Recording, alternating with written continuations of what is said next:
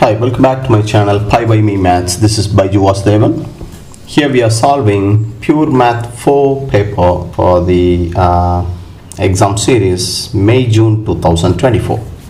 In part 1 and 2, we have covered question number 1 to 6.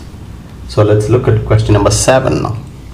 The current X amp at time t seconds after a switch is closed in a particular electric circuit is modeled by this equation. dx by dt is this, where K is a constant. Initially there is a zero current in the circuit. That means initially the X is 0. When t is 0, X is 0. Solve the differential equation to find an equation in terms of K for the current in the circuit at time t seconds. Give your answer in the form X is equal to a function of t. You need to integrate it, solve the differential equation. So you need to collect all the terms involving x and dx to the same side of the equation, t and dt to the other side. Integrate it. So when you integrate it, this becomes, you should have learned this in P3, ln k minus 3x divided by the coefficient of x is equal to t plus c. dt becomes t. Now sub in this condition here, replace t and x by 0. So you will get ln k divided by minus 3 is equal to c. So now we need to sub in c back in here and make x as a subject in this function, because the integration is over. We got the value of c already. So that's what we are going to do now. I'm going to go to the next page. ln k minus 3x divided by minus 3 is equal to t plus c. C is minus ln k over 3 minus ln k over 3. Multiply through it by 3. You will get ln k minus 3x. You can put minus k, multiply through it by minus 3 is equal to minus 3t plus ln k. Bring this also here.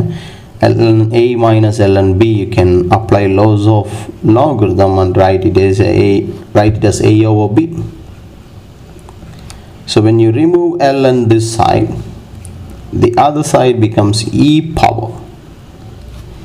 Bring the k to the other side. Sorry, this was 3x. And then just make x as a subject, that's it. So k minus 3x is equal to k e power 3t. So k minus k e power 3t is equal to positive 3x. So 3x is, take k as a common factor, 1 minus e power 3t. So we got x already, k over 3 times 1 minus e power 3t. That's all. It's a 6-mark question. Part B. Given in the long term, the current in the circuit approaches 7 amps. Okay, we got the equation for the current. X is equal to k over 3, 1 minus e power minus 3t. That's what we got it here, right? Sorry, it has to be e power minus 3t, not positive 3t, e power minus 3t. Now, when they say in the long run, t tends to infinity, x tends to 7. That's what the question says. Sub in here, 7 is equal to k over 3, 1 minus e power minus infinity is always 0. Remember that. So it's k over 3, k is equal to 21. That's all. Part C now. Hence find the time in seconds it takes for the current to reach 5 amps. Give your answer to two significant figures. We have this equation, x is equal to k over 3, 1 minus e power minus 3t. We got the value of k as 21. So 21 over 3 is 7 times this. Now, we need to find t when x is equal to 5. Replace x by 5. 1 minus e power minus 3t is 5 over 7. 1 minus 5 over 7 is e power minus 3t. So remove e power minus e power, the other side becomes ln, right? Minus 3t is equal to, you'll get 2 over 7, sorry, you'll get e power minus 3t is equal to 2 over 7.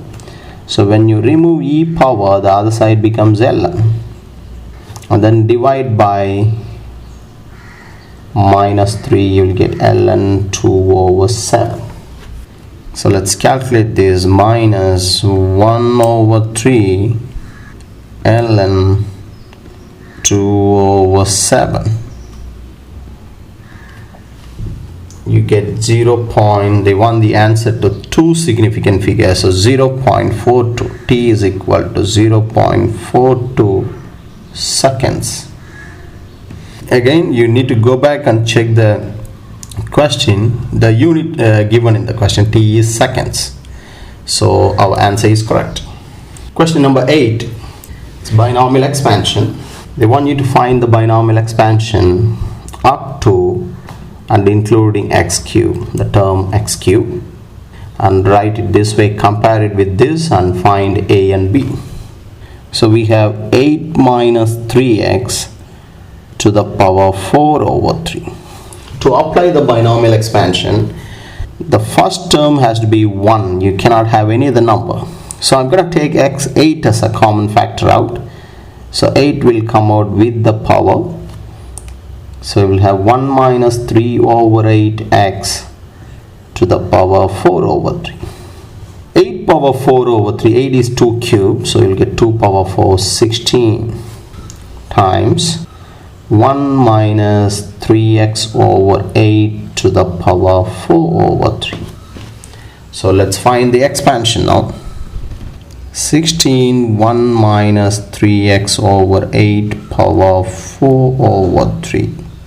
The expansion is 1 plus nx. N is the power, x is the second term, plus n times n minus 1 divided by 2 factorial x square plus n times n minus 1 times n minus 2 by 3 factorial x cubed. Now we have to carefully simplify. Is equal to, here the 3 can be cancelled, 2, so we'll get 1 minus x over 2. But we have this 16 outside, so 16 times 1 minus x over 2 plus 4 over 3, 4 over 3 times 4 over 3 minus 1, that's 4 over 9 divided by 2 factorial, which is 4 over 18. So it's 4 over 4 over 18 is same as 2 over 9. So 2 over 9 when you simplify this whole thing times 3 square x square by 8 square. The next term will be minus because of this minus whole cube. So let's calculate this thing first. I think I might have to type it out again. 4 over 3 times 4 over 3 minus 1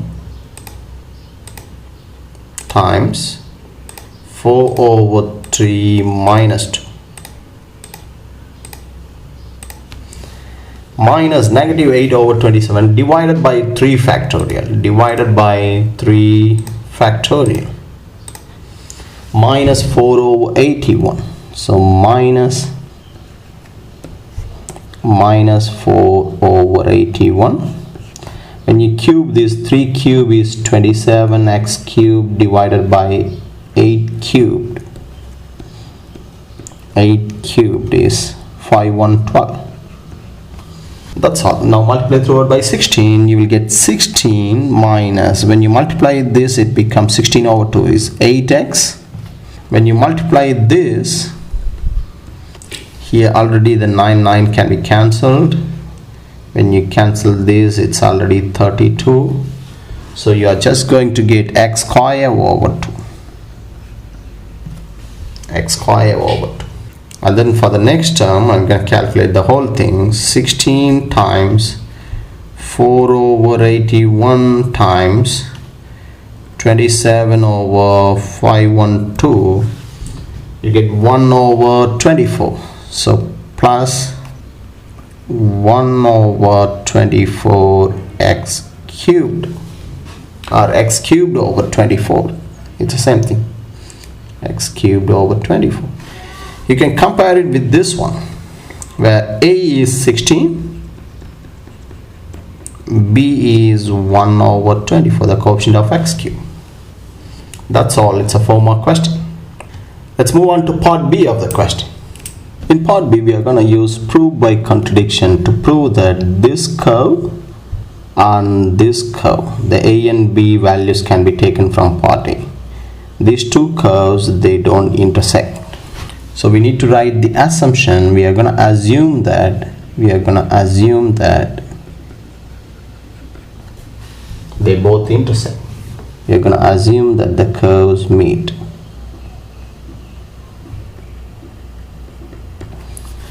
If they meet, there will be a solution if you equate these two, right? You can always solve and find the point of intersection. So we are going to do that.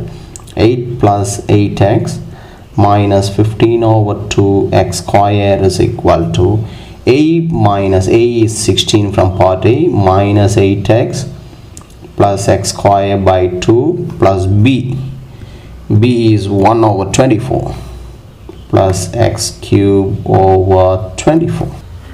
So move everything to the same side. You will get, I'm going to move everything here. So 16 minus 8 is 8. We have x cube over 24 first, and then you have x square by 2 here. When you move this also, it becomes 15 x square by 2, which is 16 x square by 2 is 8 x square. And then look at the x term. You have minus 8x. This also comes here, becomes minus 16x. And then the constant term, you have 16 here, 8 comes here, 16 minus 8 is 8 is equal to 0. So I'm going to write it here, x cube over 24 plus, if I take 8 as a common factor, you will get x square minus 2x plus 1 is equal to 0. You can write this as x cube over 24 plus 8 times x minus, by completing the square you can write this x minus 1 whole square. Now in the question it says x takes this value 0 to 8 over 3. Okay, if x takes, if 0 is less than x less than 8 over 3, definitely x takes a positive number. It can be any number between 0 to 8 over 3. So when you sub in a positive number here, definitely x cube over 24 is positive. It will never be 0, right? The same thing here. X 8 times x minus 1 whole square. When you sub in any one of these value from here, if you sub in x is equal to 1, it can be 0, otherwise it's positive. It can be greater than or equal to 0. It can be 0 or a positive number. So if you add these two, no matter whether this is positive or 0, it will, when you add them together, it will always be positive. So you can write therefore x cube over 24 plus 8 times x minus 1 whole square will be greater than 0. You see, we need to prove it is equal to 0, but we ended up proving it is greater than 0, right? This is a contradiction. So you need to write this is a contradiction to what we have assumed. What we have assumed, that the two curves meet. If they meet, the equation should be equal to 0, but we ended up proving it is greater than 0. So and then write the conclusion. Therefore the curve 1 and curve 2, they do not intersect. That's all. The last question, question number 9 now. We have a figure given and the area, this part is shaded, the region below the curve. The limit is 1/3 to 3, and the curve function representing the curve is also given. The question says, using the substitution tan u is equal to root x, show that the volume is this. Okay, what is the actual volume here? The formula is pi integral y square dx. The limit is 1/3 to 3. When you square this function, it's going to be v is equal to pi integral 1/3 to 3. When you square this, x power minus 1/4 whole square, you just need to multiply the power, it becomes x power minus half. And then I'm going to square everything. When we square this, the square root will be gone. And then when we square the tan inverse of root x, it will be just tan inverse of root x, or tan x is same as tan inverse of root x dx.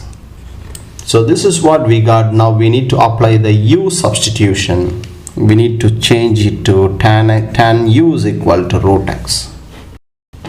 Okay, I'm going to sub in the substitution now. Tan u is equal to root x.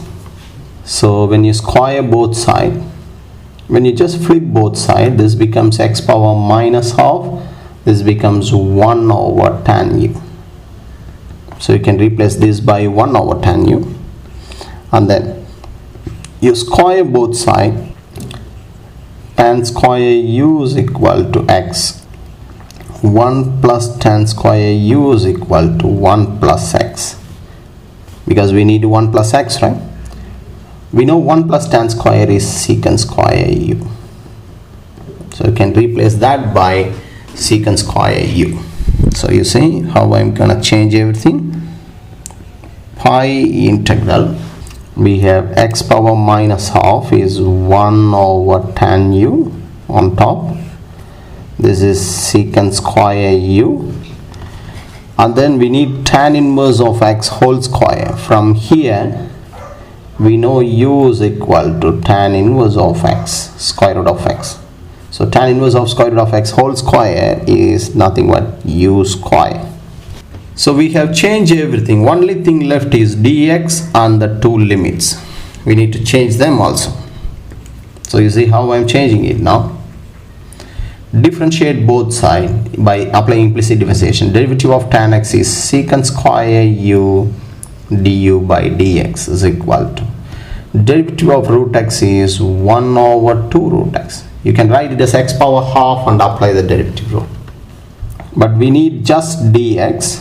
So bring the rest of the things here. Secant square u times 2 root x times du is equal to dx. Sub in here, secant square u 2 root x du. So this was initially x power minus half, right? So you don't need to change it to 1/2. You just write it as 1, and then you can put the x power positive half here. That would help us to cancel this. Cancel secant squares. So you have 2 pi integral 1/u squared du. That's what they want us to prove. K is 2 pi actually.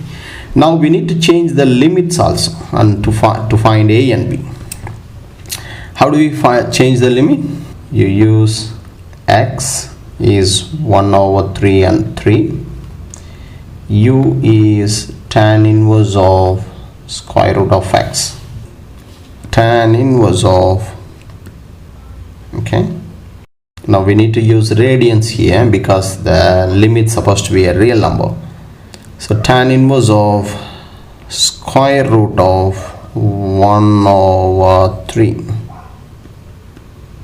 We get pi over 6. this is pi over 6, and then just put 3, you get pi over 3. So the limit is pi over 6 to pi over 3.